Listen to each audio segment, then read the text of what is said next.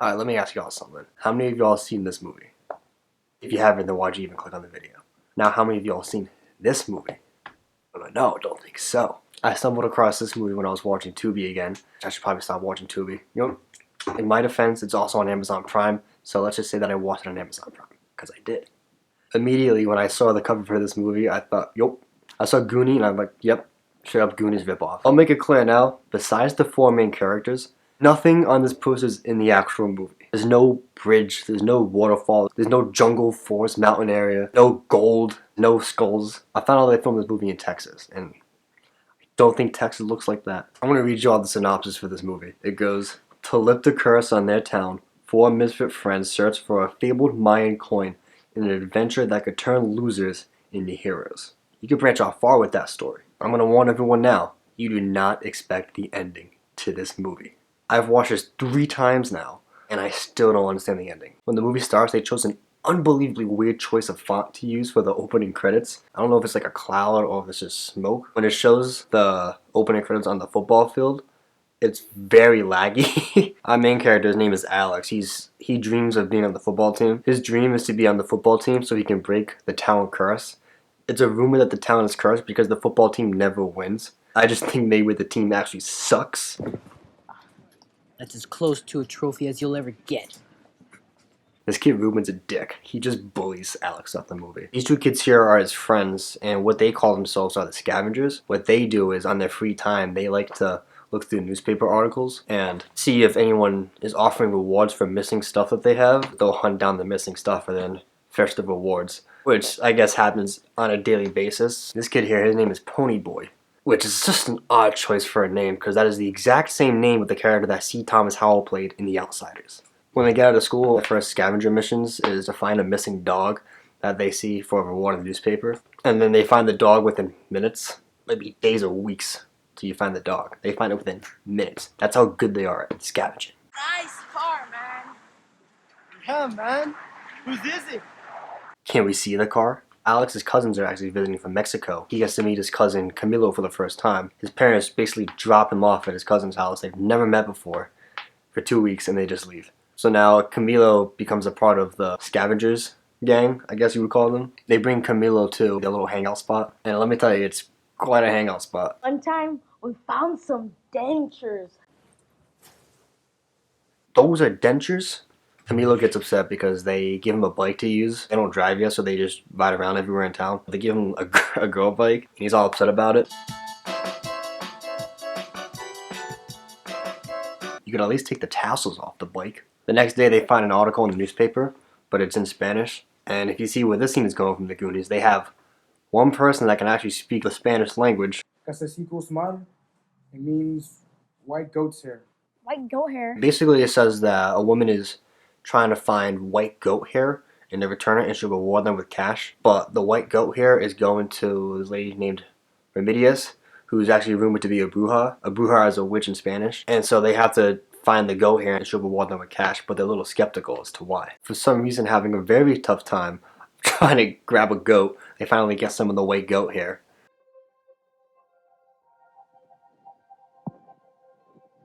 That's a hair salon? That's quite an unapproachable hair salon. After meeting Remedios, they call her Remy for short. She offers them summer jobs so that they can become her scavengers and she can conduct research on the things that they will find for her. She has a whole list of stuff that she wants to be found. But it's all like weird stuff.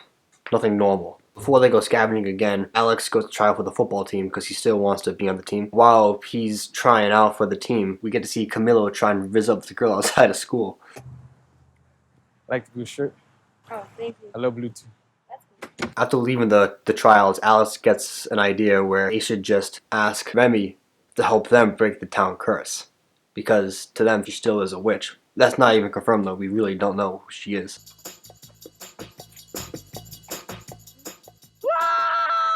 I don't really know what that was. I don't know if that was brain freeze or the weird choice for a scene. The scavengers go back to the hair salon to meet up with Remy and ask her if she can help them break the town curse. She says that she'll only do it on one condition though, however. She wants them to go looking for what she calls a powerful jade stone, which they also refer to as the Laughing Man. Mexican archaeologists searched the lake, but then a tragic thing happened.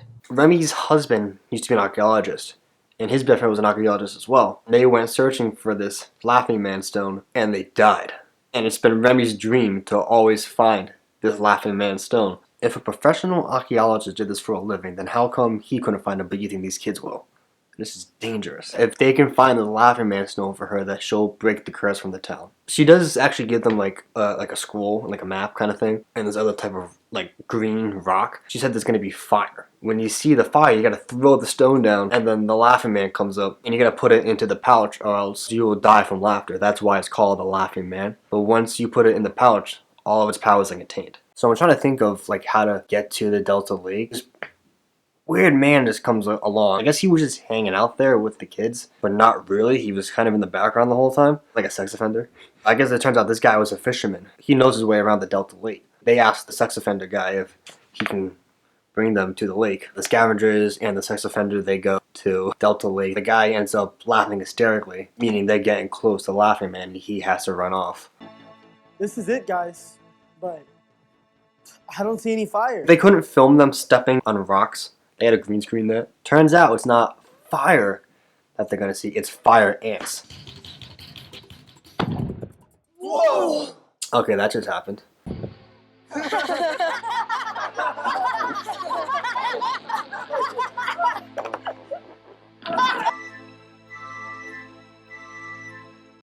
I shit you not, that is an actual scene from the movie. After bringing back the Laughing Man to Remy, Remy says that they need to find a white owl feather on the night of the full moon. And then when they bring that to her, that's when she'll release and break the curse. These kids just almost died finding an artifact that your husband died trying to find himself. And they just found it out of the blue, and she's not even thankful yet to break their curse. Remy says that when they find the owl, they'll repeat this spell. They can't kill the owl.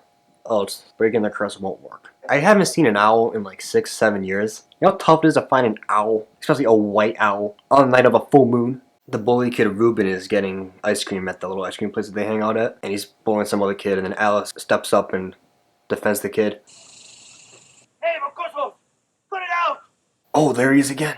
Scavengers are trying to get some help from the little nerdy kid that was being picked on by Ruben just a second ago. It just so happens that the kid tells him that Ruben's mom is the president of the bird society in town.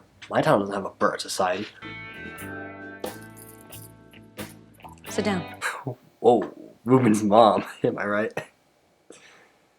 When they tell Ruben's mom that Remy's the one looking for the feather, she gives Alex a squirt bottle and then tells Alex that Remy needs to fill the squirt bottle with sangre de rosas, which in English stands for blood of roses. Which even that, I don't understand what that means. And when they come back with the blood of roses in the squirt bottle, she will help them find the white feather. Remy's not there at the hair salon, so her assistant is the one that fills up the squirt bottle with the blood of roses. And after that, they bring it back to Ruben's mom. When I was watching the movie for the first time here, I paused it to go grab a snack, but then realized that there was only 12 minutes left of the movie. I thought maybe it was like maybe halfway done. So I'm trying to figure out like what happens in 12 minutes, and I shit you not, you will not expect what happens in 12 minutes here at this movie. Now here's the thing. After the scavengers leave, Ruben's mom ends up telling Ruben that she has an idea how he could win the football game and take the curse away. So of course now Ruben's gonna go find the white feather instead. Plot twist. Also, not once have they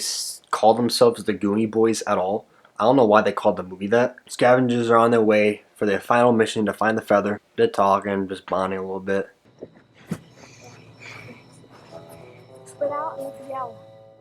Oh, it's nice to know they changed their outfits midway during their walk. They find the owl at the town cemetery. I don't know how they found the owl that quick. While doing the spell on the owl, they bring like a dead rat for the owl to come to eat up so that they can collect the feather without killing the owl. But now this is when things get messy in the movie. This is the ending that I'm going to warn you for right now. Ruben comes across and him and his buddies stop fighting the scavengers, and the most intense fight scene I've ever seen in a movie.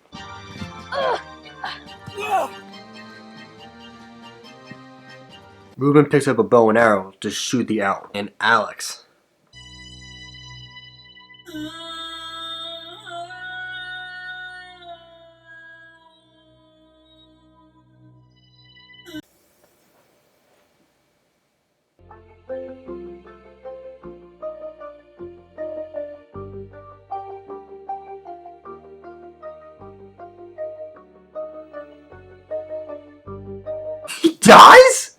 Is that what happened? He gets shot like right here to the heart. It's almost like one of those scenes where your life flashes before your eyes and you have like a memory of everything that's happened during the movie.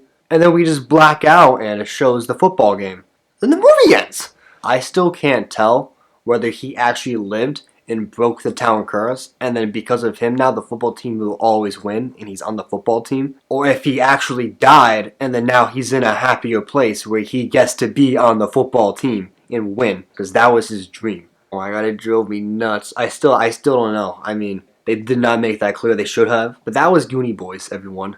The search for the Mayan coin, which was never brought up in the movie once. Anyway, thanks for watching. I'll see you all next time. Toodles. It's a good day, got a Tuesday, having mood swings.